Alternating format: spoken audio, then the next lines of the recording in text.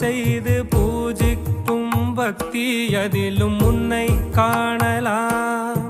பசி என்று தன் முன் வந்து கையேந்தி கேட்கும் போது தன் உணவை தந்தால் கூட உன்னை காணலாம். உன்னை காண பல கோடி இங்கு வாரி இறைக்கிறார்கள்.